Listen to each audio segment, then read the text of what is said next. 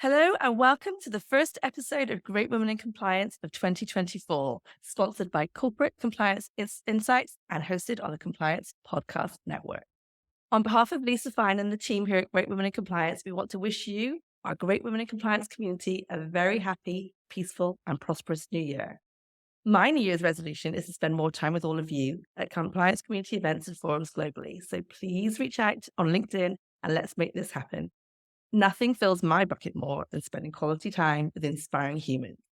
And on that point, we wanted to kick off 2024 by going big or going home. So we invited the unstoppable and inspiring Hayley Tozeski to join us today. Welcome, Hayley. Oh, Hemma, thank you for that warm welcome. Hayley is a senior anti-corruption counsel at Cisco, one of the largest technology companies in the world. Would you believe it? They have over 80,000 employees globally, and they are squarely in the Fortune 100. Hayley, before we kick in with questions, I wanted to say that you were also recently featured as a guest and a friend of mine, Nick Gallo's Ethics First with Matt Kelly, another great ethics and compliance podcast that we recommend our listeners check out. And there they recognized your outsized impact with a stunning AI-generated superhero image. What did you think of that?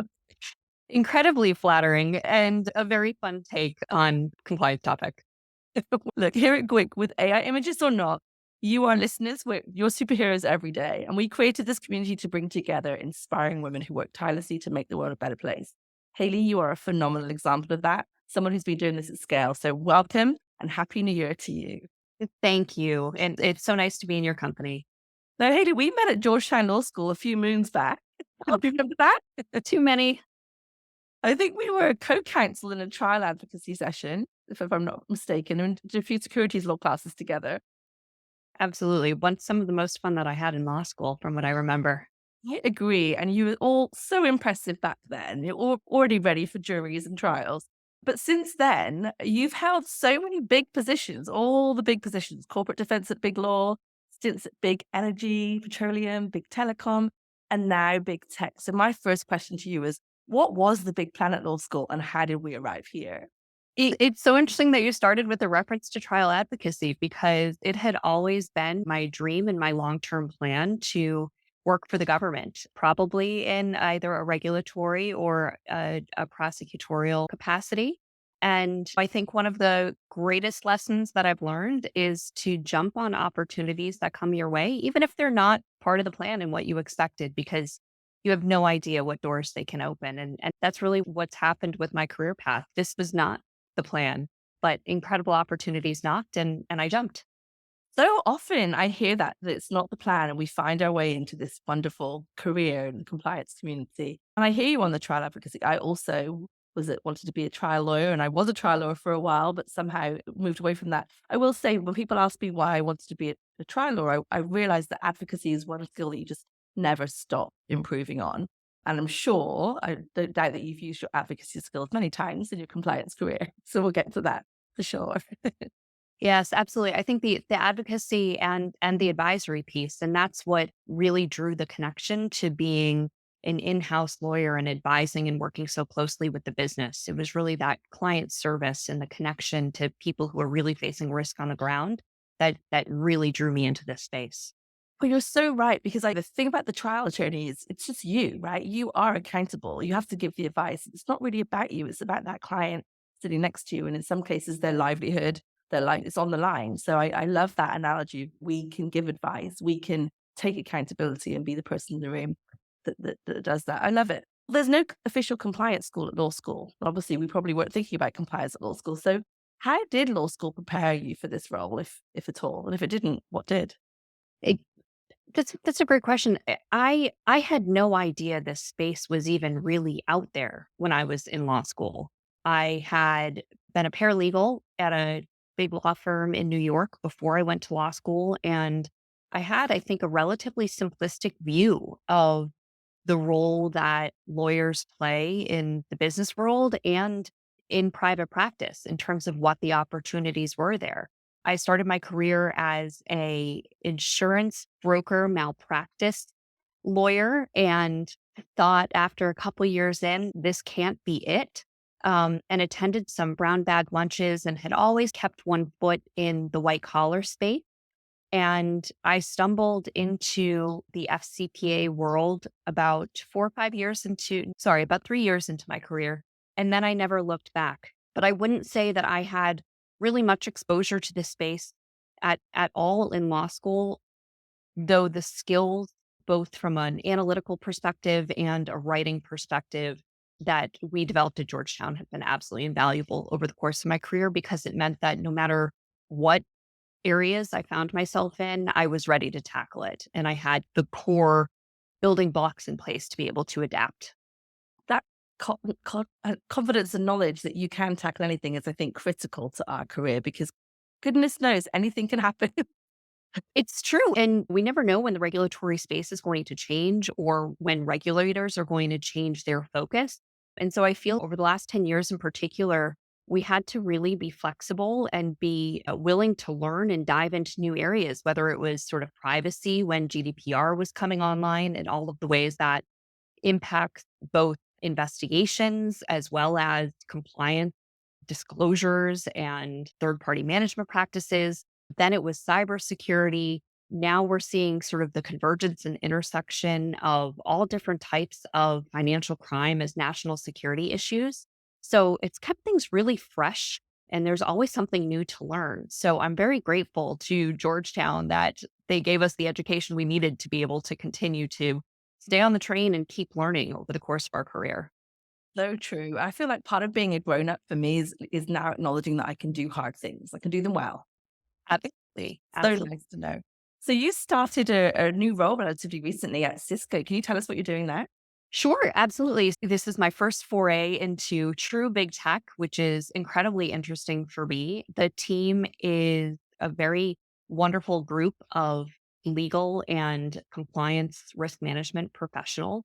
We have a fantastic data scientist and data analytics team, which has been a great collaborative effort as we take our data analytics program to the next level. And that's really where we've been focusing our efforts in the last few months, which is such an interesting and evolving space. So important. And if you want to learn more about data analytics, I'm going to recommend people go over to the ethics first because we are not going to talk about data today. As a lawyer, I try not to talk about data, but as you well know, we are required to think more and more about the data. And as you so rightly said to Nick and Matt, the information and the stories that the data can tell us and the question, how do we answer the questions that we're asking? So more on that on the ethics first. But let's talk about what you did prior to Cisco for a moment, because I know you were at Ericsson. And of course, I've got a lot of questions about Ericsson, interesting cases that came out of that company. But there, I think you were promoted to the head of strategy ops and monitor liaison office. Is that correct? Yes, absolutely. That's a lot. Strategy ops and monitor liaison. I've got so many questions, but let's start with strategy. I would love to be known as strategic in my role. But what does that mean? What does that mean to you? And how did you develop strategy at Ericsson? That's a topic that is incredibly close to my heart. There aren't unlimited resources in compliance, and no company has unlimited resources with respect to risk management. So, in order to make investment decisions, you need to be particularly strategic about how you're advising the company to spend money and time and resources and where. You have to be strategic about the risks that you're going to prioritize and the risks that you're not from both time and resources perspective, but also from a legal risk perspective and a reputational risk perspective. So I had an incredible gift in that role to be able to look at the panoply of particularly ethical and financial crime compliance risks that we faced and help to devise and develop a long term strategy so that the company and the stakeholders within the company and also externally had a clear view into the timeline and the pace at which the company was going to develop and further mature in its management of ethics and compliance risks. How do you go about doing that? Of course, you start with the risk assessment, right? First and foremost, you have to know what your risks are and where they are and their relative degrees of significance to the company's overall stability, operations, and reputation. And then you can take it there. I would say to anyone who might be out there and starting to develop a strategy for the first time, start with the DOJ's guidance on effective ethics and compliance programs. And ensure that you have a roadmap to have the important building blocks in place, particularly around culture, around engagement of your management at all levels of the company. Because no matter what risk you are ultimately trying to manage or you are focusing on, if you have those core pieces in place from a culture perspective and from a business processes and controls perspective, everything else is essentially gravy. It will help to fill in the pieces, but if the company is well run and the culture is strong, you're going to be much better placed to manage whatever risks the company faces. Never a truer word on the culture of the operation. Now, I think that's the meat of what we do, though, of course, right? Like you said, the rest can be gravy if we can get that part right. No, fascinating. It's a real testament to you that Ericsson chose to give you a role in strategy because that's not easy to do. And I would love the title strategy at one day. So congratulations that they chose you. I hear what you say that it was a gift because we do sometimes need to take a step back and figure out what we're doing. That we can have impact at scale. Um, Ericsson was subject of an enforcement action with the US government back in 2019. And as part of that resolution, it was placed under initially a 3-year independent compliance monitorship. So while I was responsible for strategy, I was also helping to manage overall implementation of the ethics and compliance program from an operational perspective and managing the independent compliance monitorship. Those roles might seem to be relatively unrelated or distinct roles, but really they're not, because the role of an independent compliance monitor is in large part to help the company develop a strategy and a long term plan for ensuring that it has a robust ethics and compliance program in place to prevent potential misconduct in the future, recidivism or of another nature. And so, to some extent, working so closely with the monitor and helping to manage the monitor's activities helped us to some extent to leverage that relationship and work together to really ensure that the company was on a long-term path to success.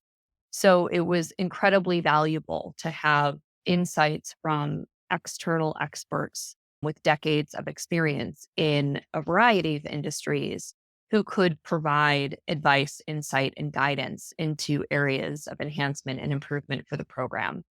And also to have that advice being provided directly to the business process owners within the company who are responsible on a day to day basis for managing those risks, not just the ethics and compliance organization, which was more what I had expected at the start of the monitorship. And over the course of time, you really come to realize how much of a collective effort ethics and compliance is, and that it cannot be done effectively without significant buy-in and ownership across the entire organization, certainly far beyond the legal team or the ethics and compliance team.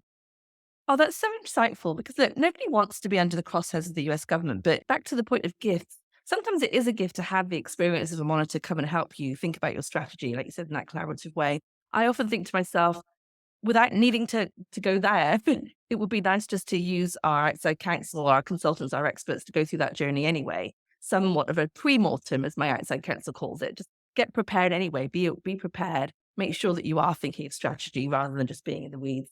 So very insightful. Let me ask you, what are the key lessons you learned while working directly with the DOJ appointed monitor?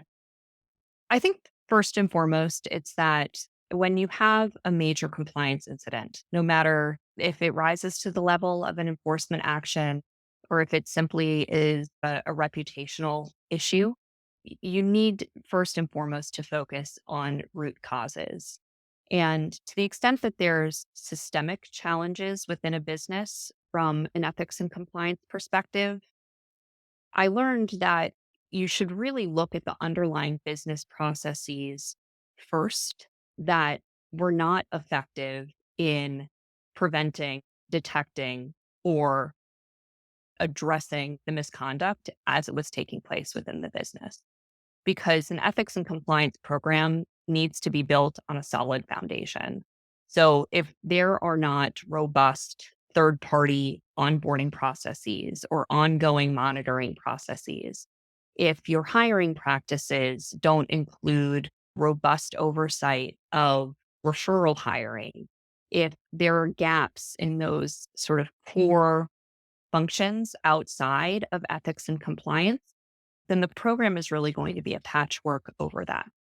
So you really need to ensure that you have those building blocks in place before you can build an ethics and compliance program on top of that. And if you don't address those issues early enough in a monitorship, it can certainly lead to challenges down the road. So that would be my advice first and foremost is look at the business processes that are related to the areas of where there may have been compliance challenges and address those first. And then simultaneously with that, be building and enhancing the program on top of it. It's so tempting, isn't it, to play whack-a-mole? But as you say, the foundations are everything. No, And that's that's really where the strategy comes into place.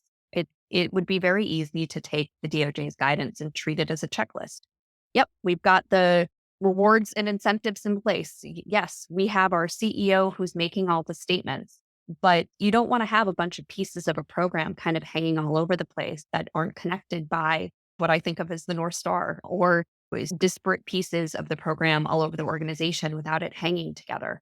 And that's really where strategy is so important. and one other thing I'm thinking that the monitorship might force is you having to show measured improvement over time. And that's something we all struggle with. So can you tell us a little bit about how you achieve that? How do you manage to show maybe the baseline and then the improvement in the journey that you're on? So I think it really depends on the what the starting point is. So if and this is without reference to any particular program that I may have been working with in the past, but if there are entire parts of the program that have yet to be developed at all, then it's very easy to track progress, right? Because if you had not been risk rating certain of your operations, or if you had not been assessing all of your relationships, then simply getting that process online is tremendous progress. Of course, that first run at establishing any new risk management process is the heaviest lift. And there's always room for continuous improvement after that, right? Maybe taking third party management as an example, you may find that you have overbalanced your risk, right? So where you have an inordinate percentage of your third party population has been rated as high risk, which doesn't actually reflect your risk appetite or reflect reality from what you understand from other sources of information. But just having gotten all of those third parties risk rated in the first place, huge accomplishment. In the next phase, you adjust your algorithm, you adjust your risk calculations, and you right size your overall population. So I wouldn't say that you can really track progress in your program when you are building a program from a purely data driven perspective. When you're in a more mature program, that is certainly much more possible. And that's where the data analytics in particular really come into play because you're not just talking about whether the program is in place and what your key performance indicators are. So, how many transactions are we assessing? How many third parties have we reviewed and are we monitoring? That's just one measure of success. The real sign of maturity is when you're able to talk about whether the risks are managed effectively and how you know that from a data perspective. Simply building the program, you can report on progress and speak to progress from more of a narrative and a substantive perspective. But the long-term goal is definitely to get to those numbers, to be able to explain in hard figures how your risks are well managed. No one thought we were going to get a masterclass today at the beginning of the year, but here we are. I'm thinking we should be writing to the deans of our law schools and getting you as an adjunct professor so compliance can be part of law school. It's just so interesting, so helpful, honestly, even as I prepare for my own annual reports and showing the progress that we've been making at Zendesk. Let me pivot from big tech and big telecom to big energy. So you were at Anadarko Petroleum, and I understand that you were asked to advise on some capacity building work with the government of Mozambique. Now, I like to think that compliance is about being the office of unlock. It's my new favorite hashtag. And I know that rather than just talk about the risks, you took it upon yourself at Anadarko to de-risk and facilitate the opportunity. Can you talk to us about that process? Sure, absolutely. And maybe I'll take just a little bit of a step back to explain how I even found myself having that opportunity. And this is because one of my biggest pieces of advice, which I've already shared, is, jump into the unexpected because you have no idea where it will take you. So I was getting on in my career in big law and was very much on partnership track. I was very happy. I loved the work. I found it incredibly rewarding. After almost 10 years in, I'd really honed in and focused on financial crime enforcement and was very passionate about the work, had a great community, a great network, never imagined changing anything. And one of the senior partners in my group came to me one day and said, and I was based in DC at the time, we have an oil and gas client in Houston who is getting ready to take a final investment decision on a project in Mozambique. And they need someone full time to be helping to advise on the ethics and compliance program and de risking the project. And this was back on the heels of the tuna boat scandal. So Mozambique was certainly within the eye of the regulators, and there was a great deal of focus and attention in the national and international press. And the role would require me to essentially relocate to Houston, and I would be seconded on a full time basis to the oil and gas company. And I was not excited about spending who knew how long away from my family, who would need to stay in DC for their own professional career reasons. But I took the leap anyway. I thought it would be a great opportunity to understand what reality was like for my client and learn to be an even better advisor to the business, have a much more practical perspective than I think you can possibly develop by only working within the four walls of a big law firm. And so I did it. And I had an apartment in Houston and I commuted back and forth to DC on the weekends. And it was a difficult but extraordinary experience. And eventually, as the project developed, I had the opportunity to begin working in Mozambique directly. And that just seemed like such a different career path than I ever anticipated I would be on or opportunity to have, that when the opportunity to truly move in house presented itself, I just left. And then I spent in total, about 18 months working on the ground in Mozambique on a 6 to 8 week rotation. And then I'd come home for a couple of weeks. And my role was quite literally to be on the ground with our security professional, our social relations team, our government affairs team, and helping to coach them and guide them through their engagement with Mozambican authorities, with our local communities, in order to ensure we were addressing the needs of the project, but also. I want to just go back to the word de-risk because I find it fascinating. Again, another thing I would love to have in my title or be known for, de-risking business opportunities. Tell us just a little bit more about what that means then for you and what that meant in Mozambique. Sure. As is commonplace, anytime there are mega projects, mega infrastructure projects, mega industrial projects, there are often commitments that are made to help engage the country directly in the project and ensure that it's an opportunity that's shared equally across all sectors of society. And for me, with working on the Mozambique project, one of the most invaluable experiences that I had was engaging with the industry at all levels in order to help ensure that everyone understood what the expectations were as to how we would conduct business in relation to the project. And sometimes you're coming into countries where, and this was the case in Mozambique, where almost everyone who we were relying on in the ecosystem to help support the project had never worked with an American company before. And so, understandably, didn't have any sort of appreciation of the types of risks that American companies face and that they need to manage.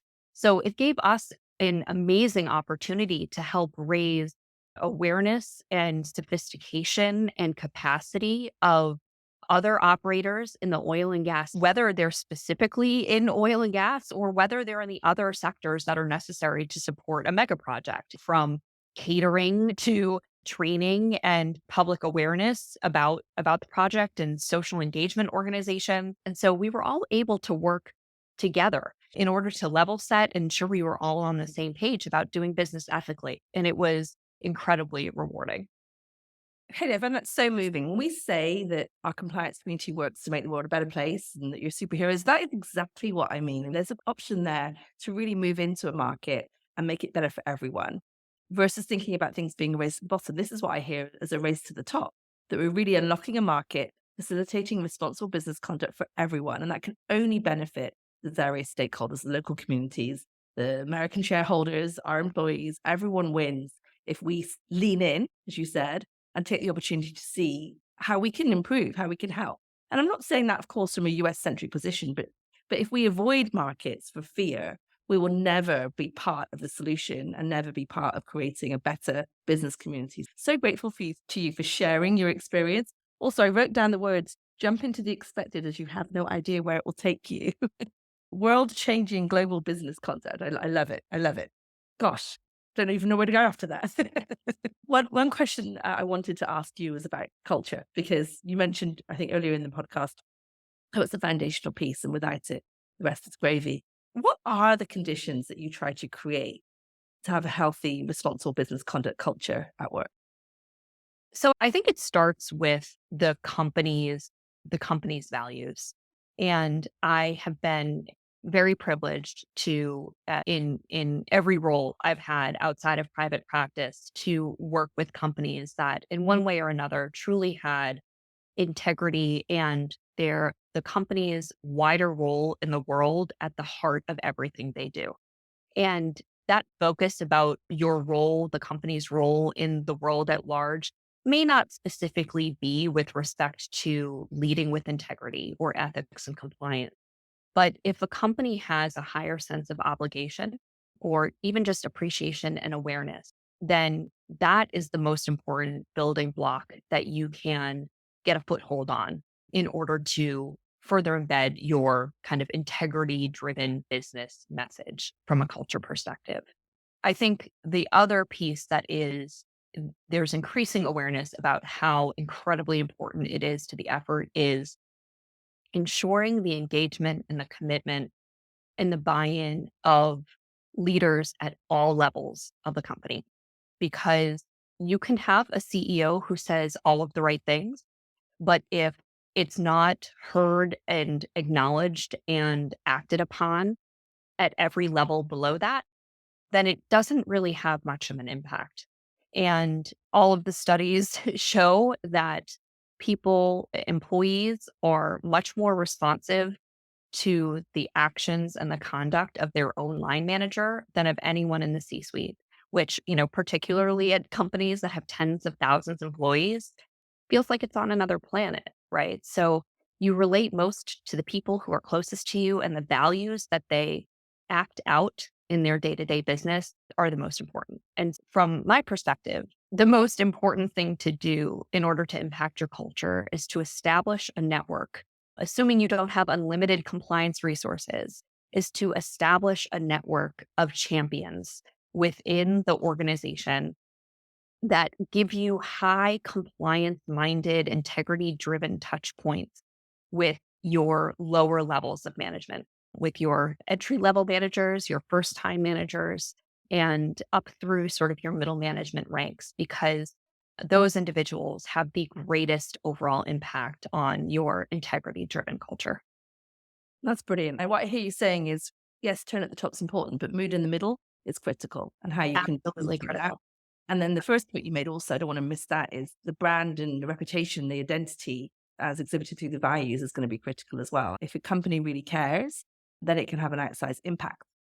Absolutely. And if the focus is more on environmental sustainability, for example, you can always dovetail the ethics and compliance message into whatever that wider piece is. Like take a little creative thinking and some close partnership with the organization that's driving that broader cultural piece, but the opportunity is there.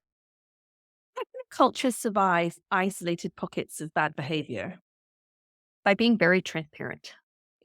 Being transparent about how it happened and why it happened, being transparent about the consequences, and treating it as an opportunity to have open conversations about the realities that the business is facing on the ground. Ensuring it's a safe space for people to speak up and ask questions so that when there are difficult scenarios, people know where to go to get guidance so that hopefully the best decisions can be made in the interest of the company. No, I love that, and it's really the epitome of doing hard things well, isn't it? By, facing it head on and being as transparent as you can. I remember some advice at the SEC conference in Chicago where we were given, if you can explain what happened during an investigation, you should, right? You should not miss an opportunity to educate the company on what happened. Even if you have to anonymize details, it's good to let people know the success stories, the lessons learned, the things that went wrong, and the consequences. No, I'm a um, big fan of recurring, consistent, and reliable compliance communications. So one approach that I have seen work effectively in the past is to have a quarterly all employee newsletter or quarterly post to your company internal blog feed or whatever the primary source of written communication is at your company, and to meet a consistent commitment to communicate information back to the organization about ethics and issues. Whether you use that platform just for reminders or you use it as an opportunity when situations are appropriate is to present anonymized real world scenarios that employees are facing, it keeps issues top of mind. It also creates an environment where people feel comfortable talking about those things. So you're feeding scenarios to your managers at all levels that they can then discuss with employees and situations that they should be sensitive to.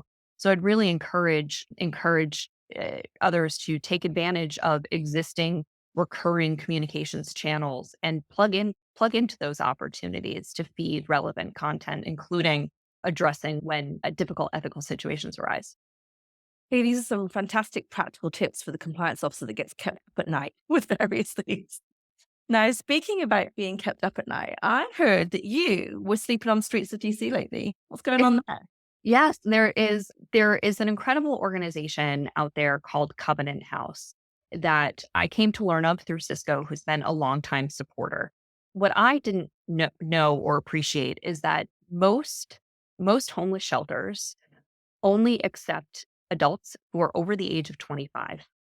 And so there is an incredible gap in support that is available for, in particular, individuals who may be emerging from the foster care system at the age of 18, who suddenly are on their own and independent and have no support network or safety net and are not eligible or not able to take advantage of the social services that are available through community shelters or otherwise. So Covenant House very specifically focuses on and supports that young youth community and helping to give them the life skills, the educational opportunities, and the stability to be able to be successful adults. So every year they do an annual sleep out to raise awareness about youth homelessness. And it was an incredible opportunity to give back to the DC community. Such important work. And I want our listeners to know that this wasn't in the summer. This was actually in DC winter, if I remember correctly. I Yes. just, And no complaints. The weather was absolutely beautiful and mild, and we had it very easy compared to what thousands of youth face in the United States every day. A very worthwhile endeavor. I'd highly recommend checking out the organization. thank you for your service in making people aware of what's going on in those communities that are in need. Really important. Another story from the DMV. You recently invited me to a DC meetup for compliant professionals in the area. And sadly, I wasn't able to make that one, but I plan to make the next one. Can you tell us a little bit about that opportunity? Yeah, I have to say, this has been since I transitioned out of my role at Ericsson. I was between my role in Mozambique and then my role at Ericsson. I had been basically traveling for 5 years straight and therefore had not really connected with the ethics and compliance community within DC since I moved out of my big law role. And I happened to learn about these networks through another friend. And it has been an incredible opportunity to get to know others who practice here in DC across all kinds of industries. And I've come to learn that there are these regional communities all over the country. So I would encourage get on LinkedIn and talk to your friends and find out what the opportunities might be out there because I've met some wonderful people who are now friends, not just professional colleagues, and who have such practical and valuable insights to share from their experience. It's been an incredibly fun and rewarding part of returning to my home base here in the DC community. I love that. I know Katanjali Sakuja is very active in organizing the DC one, so she'll be one of our guests later on this year, thankfully. Excellent. Reach out to Hayley if you want to join the DC one. And him mentoring community building and paying it forward is super important to you. So I'd like to just ask you a question about your mentors or the community and how they've impacted your career journey, and maybe the best piece of advice you would pay forward to our listeners. That that is one of the topics that I enjoy talking about most. I'm firmly committed to ensuring that the ladder is available to everyone who's coming up in the community after me. I would say whenever you're aware of an opportunity, I always make a concerted effort to connect someone who I know may be a really good fit with that opportunity, because that's certainly how I found my way in-house and into the ethics and compliance world, where I just had a random opportunity to do a secondment at an oil and gas company in Houston, and always be conscious of others. And that has certainly served me well in my career and helping me to get to where I am. And you never know where paying it forward will also pay reward. So it all comes back. It's a holistic circle. I love that. And any New Year's resolutions, Hayley? Be even more engaged. I feel like I just started scratching the surface, particularly here with the DC community last year, in the last couple months since I took on my new role. And so I want to be even more committed to getting to know my colleagues across the organization. Oh, I'm right there with you. I can't believe how much you've taught us today. So thank you so much for sharing your wisdom.